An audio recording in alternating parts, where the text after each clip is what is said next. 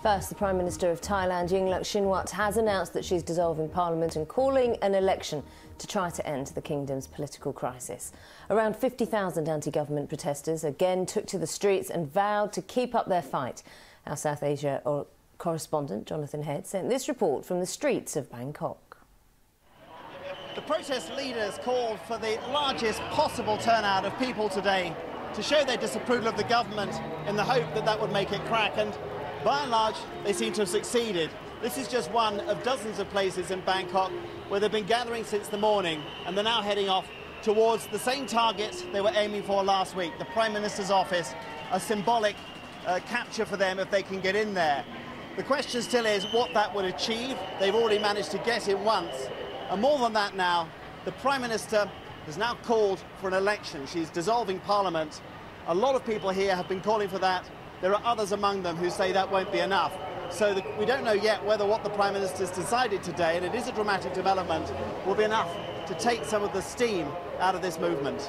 What we want is not just her to go out from the Prime Minister, but we want her and her family to go out of our country. Okay, that's what we want. So an election is not enough? Election is one part, because if there is another election and she and her family is still here in the country, she will be behind everything.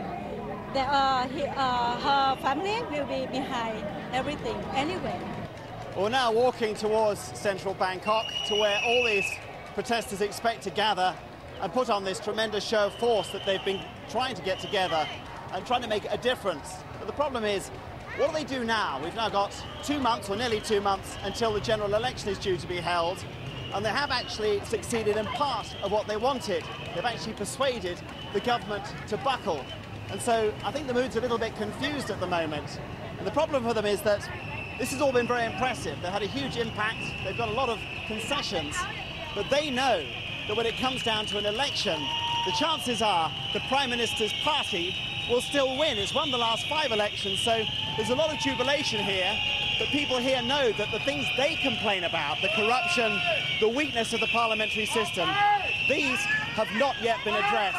And I suspect, even after the Prime Minister's dramatic decision today, these will not be the last protests that we see.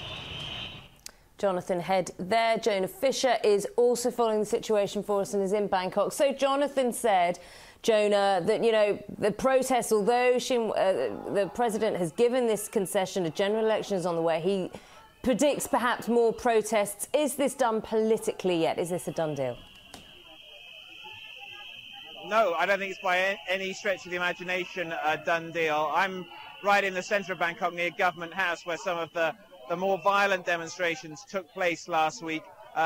You mentioned 50,000 demonstrators on the streets of Bangkok. I think, in fact, the numbers may be much higher than that. You may be able to see some of them behind me. Very hard to put an exact figure on it because it's across the whole centre of Bangkok. But the people I've been speaking to here certainly don't regard the calling of an election as being the end of this. They're deeply frustrated with the political system here. They repeatedly talk about vote buying. They blame the ruling party here, Yingluck Shinawatra's party, for buying votes and having policies which they say effectively buy the votes of the poorest people in Thailand. So many of them are still calling for this unelected People's Council to be put in place. That's why so many people have come out here today.